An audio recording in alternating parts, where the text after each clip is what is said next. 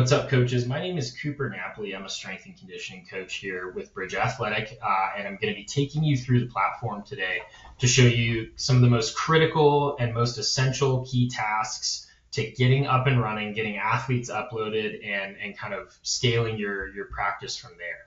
I think this is something we can do within 15 minutes of just explaining and understanding what's going on here. And so the first step is understanding this home screen, right? And what we're really looking at. I think the core focus for today is going to be on teams, training library, and payments in store. The rest of the stuff on Bridge is up to you to kind of leverage, like custom forms, analytics. You need athlete data in there anyway. Activity report, you need athletes logging data to kind of get things in there. So really, when you come onto the platform, it's all about leveraging your teams, leveraging your training library, and leveraging your payments in store. So we'll start with teams. Teams is a way to break down your offerings in a very simple fashion. I'll explain mine and then explain, ways that you can think about it for your practice. I offer a volunteer program at a local high school, so this is totally free for kids, and I have this Fairview football and lacrosse team as a result.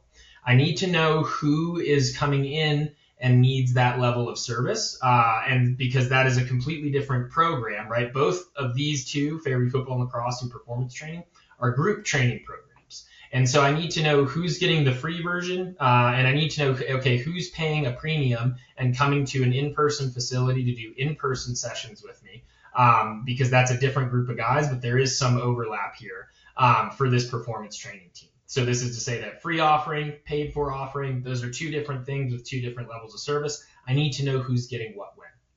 You'll also notice I have a personal training team that has 6 active programs and 6 athletes. This is to say that these are all my one-on-one clients. Now, personally, I am trying to avoid doing more one-on-one training in my practice, so I've really condensed things down and made it simple. That's why I can have only one team here. But there's a lot of coaches that have a 2-time-a-week, 3-time-a-week, 4-time-a-week separate teams so that they know what level of programming the athlete's supposed to be getting week to week or month to month. Then there is, people have, like, for example, a bronze, silver, gold tier package. That is critical to understand because, hey, maybe on gold tier package, you need to be checking in with this person daily versus bronze package is once a month, right? And you need to know who's paying what. It needs to be very easy to see who gets that level of service when. So that's kind of how the team section works, right? It's a way for you to bucket your people in whatever parallels and verticals make sense to you and your business. For the training library, right, this is where you're going to need to understand a little bit of Bridge nomenclature and how things flow from left to right once you click on this training library. There's programs, which are going to be the big full body of work that you've done with an individual or a group of individuals, right?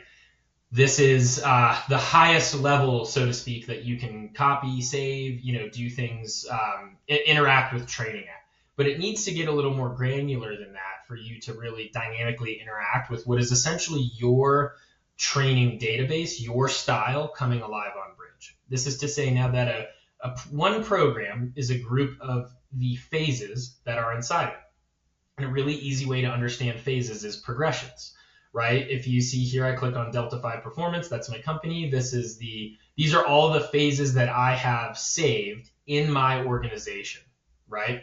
And so these are, critical for me. If I know that I want to just be doing a basic strength training block where I'm increasing 5% each week, then I need to leverage this block that I'm using here. I use a lot of what's called triphasic training, and so I progress people with tempo in a lot of these instances, and so you'll see a lot of eccentric, isometric, concentric phases in here that I'm leveraging with some of those progressions as well. So you can think of a phase as your periodization, your progressions, those sort of things that you need done at a high level, and it's very easy to just drop essentially your style of progression into a program, make a few tweaks, and you're set. Now, one individual phase is a collection of the workouts inside that phase. Personally, I do a lot of my conditioning workouts in this section and save a lot of those because it's really easy for me to just switch an exercise in or out. Some people save assessments. Some people do save like an entire lift kind of, like this one where it's like, hey, this is something I know I like to use. Just another level that you can save stuff at, right? Now, one workout is a collection of the blocks inside that workout. So you'll see I have 72 of these here. This is an area where I save a ton of stuff.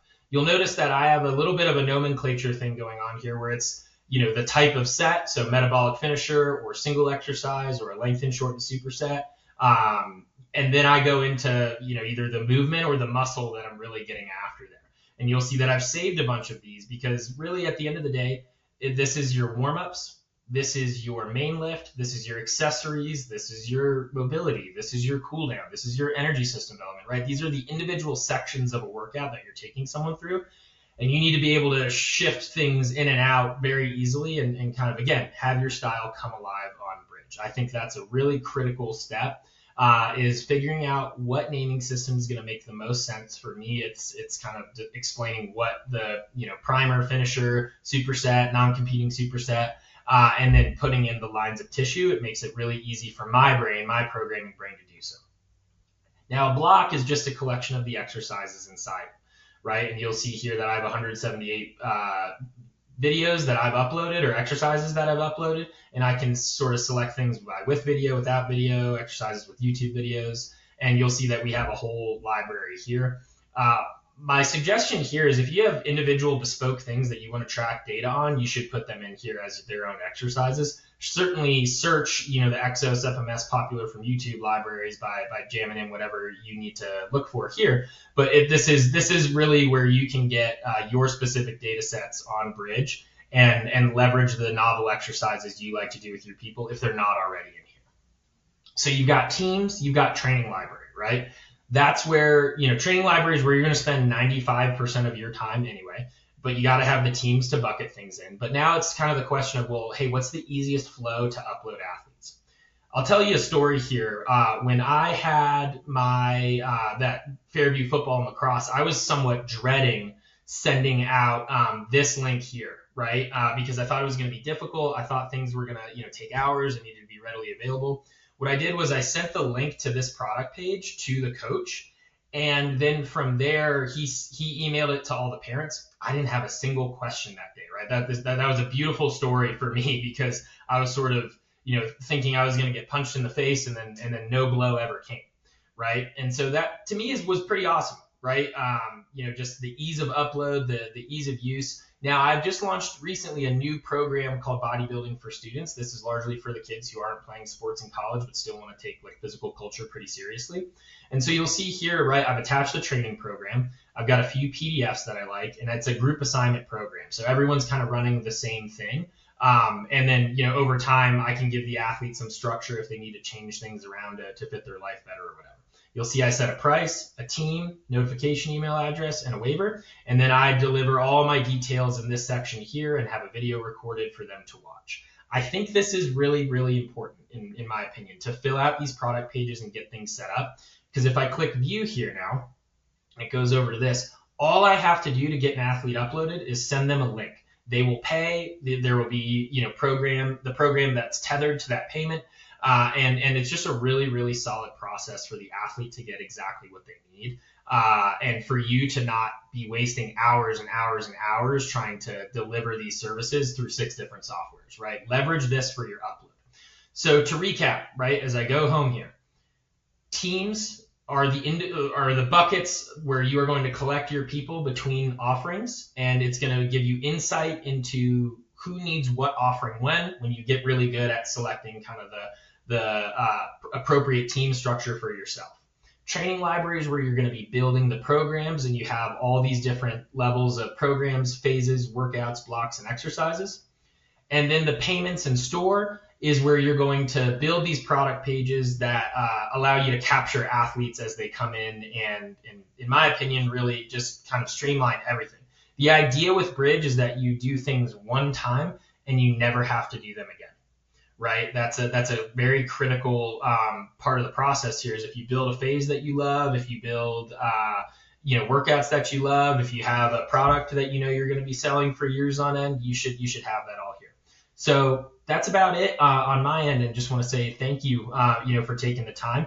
If you feel like you have more questions or some unique use cases, I would love for you to schedule a call with me. And it's a relatively straightforward process, and I'm here to kind of help you and support you and make sure you get this thing off the ground. Obviously, any software is particularly difficult to implement when it's new. But the beauty of Bridge, again, is that you build something once, you should never have to do it again. And if you're moving between softwares, it's really easy to use this payments and store button to get people to kind of come over on their own and to reduce some of that manual labor there. Thanks, and really appreciate you guys taking the time to watch this and listen to it. Take care.